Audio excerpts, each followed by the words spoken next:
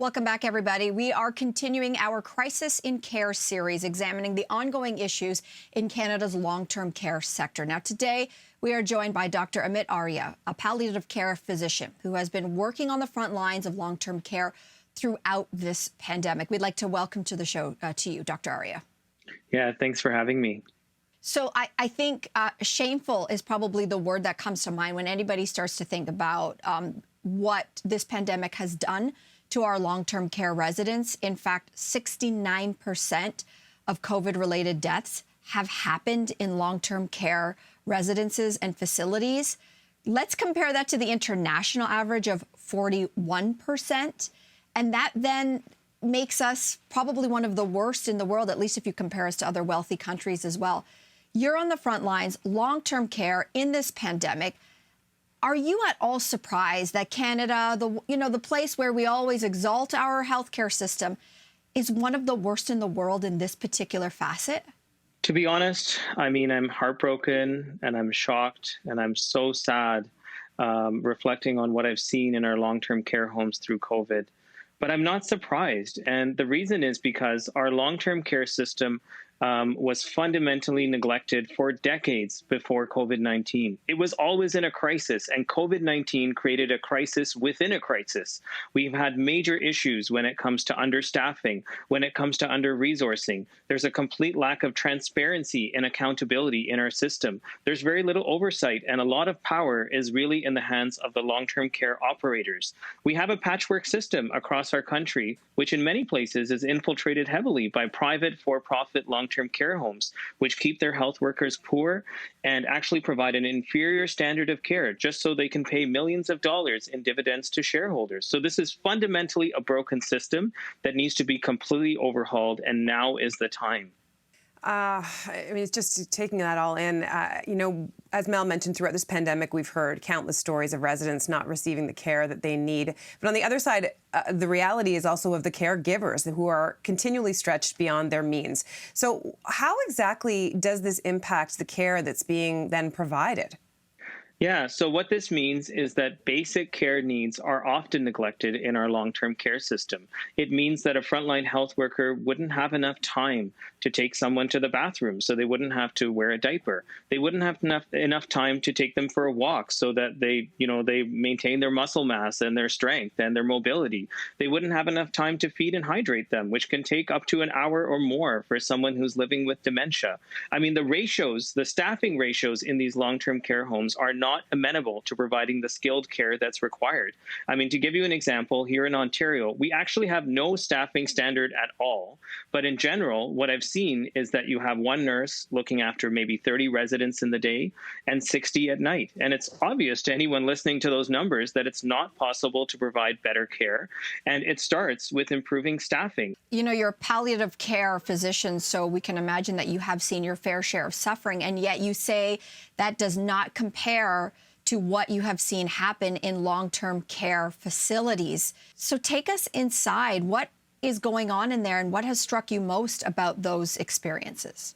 So I've worked frontline in long-term care facilities which have had large-scale COVID-19 outbreaks. I've seen, long-term care homes where they had over 100 residents that were infected. And when I went in with my team, we saw people that were gasping for air, that didn't have enough oxygen. We saw frontline health workers that were just stretched to the limit and were double and triple shifting without proper PPE. The phones were ringing off the hook because family members were not allowed in and were so desperate to just find out some news about their loved ones.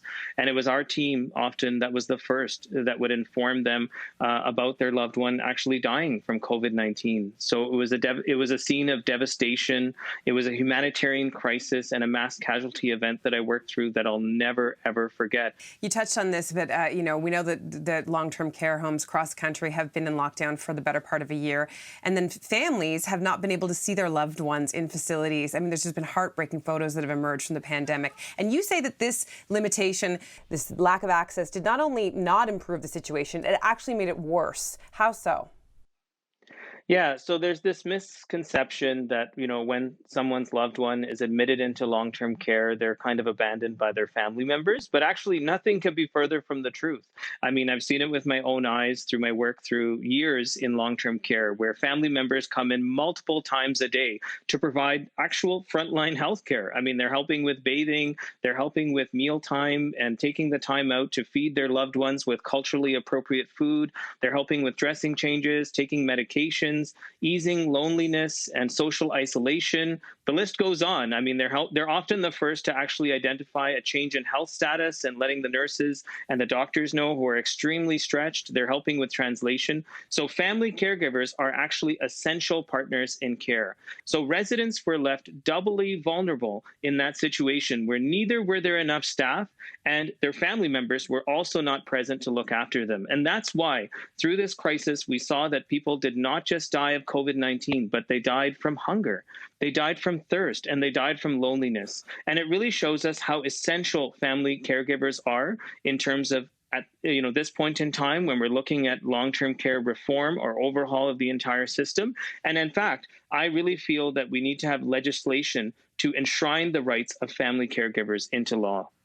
Oh, wow. It's so huge. And the other part of this puzzle is, of course, those who work in the long-term care facilities. And so those workers, we know, and we keep hearing horror stories of how severely underpaid they are, obviously understaffed, but underpaid. And that really also applies so much to racialized women who make up the majority of the people who are working in a lot of these long-term care homes. And so how does that perfect storm come together where there's not enough of you, you're not getting paid well, and how does that impact what is happening day to day for their jobs, how to do their jobs? Yeah, so, one of the leading national and international scholars of long-term care is a distinguished professor at York University, Dr. Pat Armstrong, and she says the conditions of work determine the conditions of care. The working conditions, if they can be improved, it will automatically improve the care of the residents. For example, when you're working as a low-wage PSW, you're cobbling together a living by working part-time casual in multiple homes. It's simply not possible. And I wanted to highlight the example of bathing. We might think of bathing as just being something easy and just applying water to skin, but actually nothing could be further from the truth for people who are in their 80s or 90s living with dementia in a long-term care home. People often need to be convinced to take a bath, and we need to know their individual wishes and their history. It takes a relationship with the person. So, for example, I had a resident once who was a Holocaust survivor, and we can imagine and we can just sort of think about the trauma that they would go through when sort of being asked to take a shower. And, so you need that relationship and you need that skill. And it shows us that we need to sort of change how we treat the workforce and end this revolving door of health workers that we have at this time. So is that what this comes down to, do you think, first? I mean, what in the list of priorities to keep staff and to stop that turnover? What is the priority, the issue? Is it pay? Is it conditions? Is it all of the above to keep them there? It's all of the above. And I think of sort of three things. Firstly, I mean, we need to improve the staffing levels. It's very clear that we just don't have enough staff working on the front lines. We need to provide people with the training so that they can enjoy the work and they can do this highly skilled work. And I strongly feel that everyone in long-term care, whether it's PSWs, nurses, social workers, physicians, should all have training in geriatrics and palliative care. I mean, we wouldn't allow someone without training in, how to deliver a baby to work on the labor and delivery floor in the hospital. So why would we allow someone without training to work in our long-term care facilities? And then the third aspect is actually around continuity of care and relationships. If we make sure that all of the health workers are given permanent jobs, 70% of them are full-time, we give them paid sick days, we give them benefits, undoubtedly we will be retaining more staff and people will want to work in this long-term care system. And I'll add that we need to also provide equal pay for equal work. You've seen many of your colleagues leave their jobs as a result of this pandemic. I mean, what keeps you going? I'm sure that's crossed your mind. So, to be very honest, I mean, the burnout is absolutely real. I mean, I remember, in the months after when I went into these long term care homes, which were mass casualty events where there was so much suffering and dying, and over 100 people infected from COVID-19. I mean, I had nightmares and I would wake up in the middle of the night. I remember I would debrief with my team and we used to all be crying and we were so devastated, and we still are based on what we've seen. But I think through that, I've devoted a lot of extra time and lost sleep to advocacy, because I think many of us have now vowed to raise our voices and fix this long-term care system once and for all. Doctor, are you worried that when the pandemic is over and people, looking ahead to life in the after times, that we're going to maybe forget this crisis that long-term care specifically is seeing?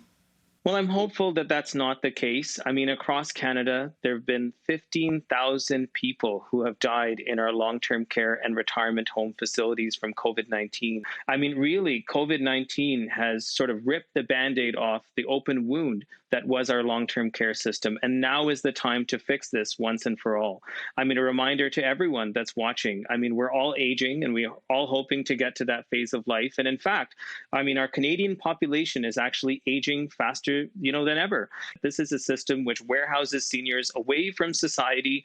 It's a system which is, fundamentally ingrained in ageism, in ableism, in racism, and in sexism. And now is the time to make those changes. Let's all look ourselves in the mirror. Let's hold our politicians accountable. It's time to give seniors the life they actually deserve. Dr. Arya, thank you so much for joining us today, for the services you provide and for your advocacy work. We really appreciate it. Thank you. Thank you for having me. Don't go anywhere. We're going to be right back.